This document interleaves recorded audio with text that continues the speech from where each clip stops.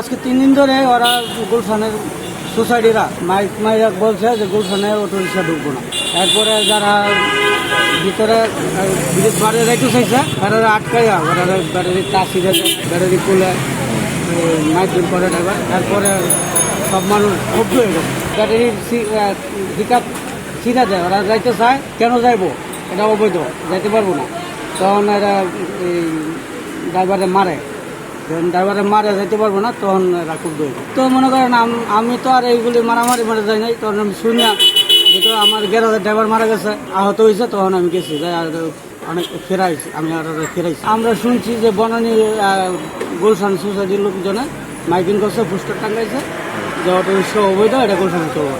এটা তো বিস্তারিত আমি জানি না, আমি তো গাড়ি চালাই, আমরা যে হারার মুখ থেকে যতটুকু শুনছি এতটুকু। কিন্তু ওই ড্রাইভাররা মারার কারণে এরকম ক্ষুব্ধ হয়ে কালকে এই গন্ডগোলটা হয়েছে। পুলিশে কইছে কাকা আমরা তো জানি না, ওরা গুলশান থেকে আইসে, তো ওরা আমরা গুলশান থানায় হস্তান্তর করবো, আপনারা লোকজন জানগা, জনগণের যানবাহনের ক্ষতি করে নেবে। তো আমি সেনাবাহিনী আশ্বাস দিয়েছে যে আপনারা চালান, আপনারা গাড়ি চালায় কয় টাকা পান আমরা এটা দেখতেছি। এরপরে আমরা লোকজন সরে গেছি না। এটা তো এই গুলশান সোসাইটিটা হয়েছে যখন হোলি আর্টের জন্য বোমা হামলা হইলো, বোমা হামলা হওয়ার পরে গোটা 500 গাড়ি দেয় এই বনানী গুলশান, 10,000 গাড়ির মধ্যে 500 গাড়ি যারা সোসাইটি ঘোষণা করে দিচ্ছে। তখন আমরা এটা নিয়ে আন্দোলন করলাম যে আমরা এই সোসাইটি মানি না, আমাদের 10,000 রিক্সার সাথে আমরা 20,000 লোক জড়িত, তা আমাদের সপরিবারে আমরা কি করবো, কি খাইলাম।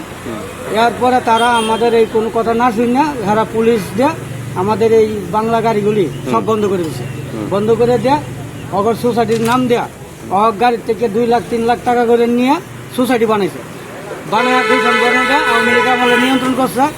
এখন সেই পরিকল্পনাটা আবার চেষ্টা করতেছে ওরা। দেখছি যে অটো রিক্সার ওড়াই দেবো, এটি দেখছি আমরা, কিন্তু অবৈধ চলাখানে ওড়াই দিতে আছে।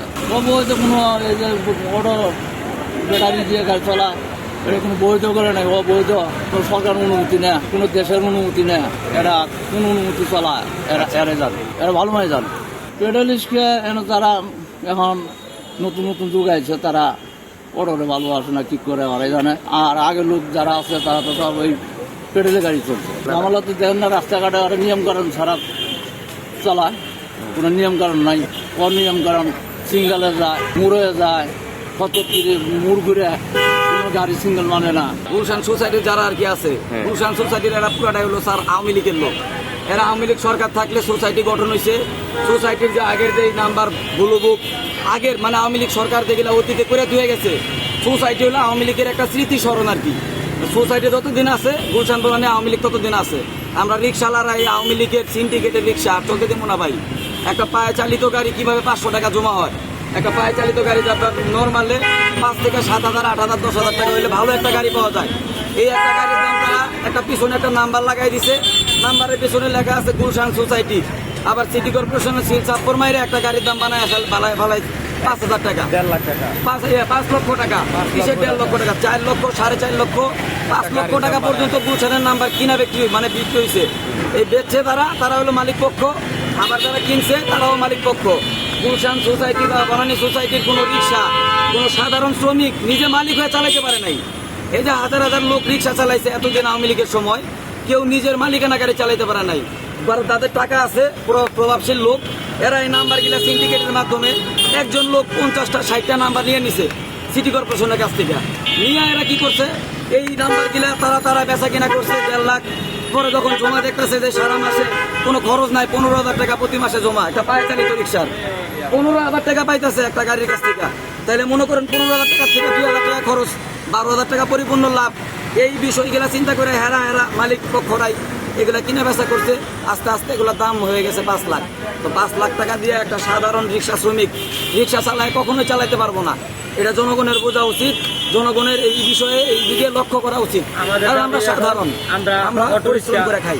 এই যে গুলশান সোসাইটি আমাদের অটো বন্ধ করে দিতেছে, অটো নাকি সোসাইটিতে চলবে না, অথচ ঢাকা শহরের সব জায়গায় চলতেছে, সব জায়গায়, শুধু ঢাকা শহর না বাংলাদেশের সব জায়গায় চলতেছে। পরে যেন না চালাইতে পারে, যেন না চলে সেরকম ব্যবস্থা তো সরকারকে নিতে হবে। এটা তো জনগণ, রিক্সাওয়ালারা হলো মূর্খের জাত, এরা অশিক্ষিত, এদের ভিতরে যোগ্যতা থাকলে এরা রিক্সা চালাইতো না। এরা ভালো চাকরি করতো বা ব্যবসা করতো বা অর্থনৈতিক অবস্থা থাকলে অন্য কর্ম করতো। যারা সর্বহারা কিছু নাই, আমাদের যারা অন্য কর্ম শিখে নাই, আমরা রিক্সা চালাই। তো আমরা মূর্খ লোকেরা ভুল কর্ম, শিক্ষিতরা তার সমাধান দিব, এটাই তো দেশের নিয়ম।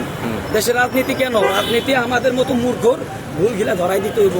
আমরা না বুঝলে কিভাবে বুঝবো, সেই ব্যবস্থা নিতে হইব। আপনারা এগুলা রেজিস্ট্রেশন করেন। আপনার গুলশানে কয়শো রিক্সা চললে জ্যামজট বাঁচবো না, কতগুলা রিক্সা চললে জ্যামজট হইব না, এরকম একটা তালিকাভুক্ত করেন। রিক্সা যদি বেশি হয়ে যায়, যেসব মালিকরা 100টা রিক্সা চালায় খাইতেছে, ওখানে বন্ধ না করিয়া আমি তো একটা রিক্সা বহু লাইন না খাইতেছি, আমি বন্ধ করে দিলে আমরা কি করবো? আমরা তো পরে ছুরি লো বাইরমু, চাকু লো বাইরমু, চিন্তাই করবো।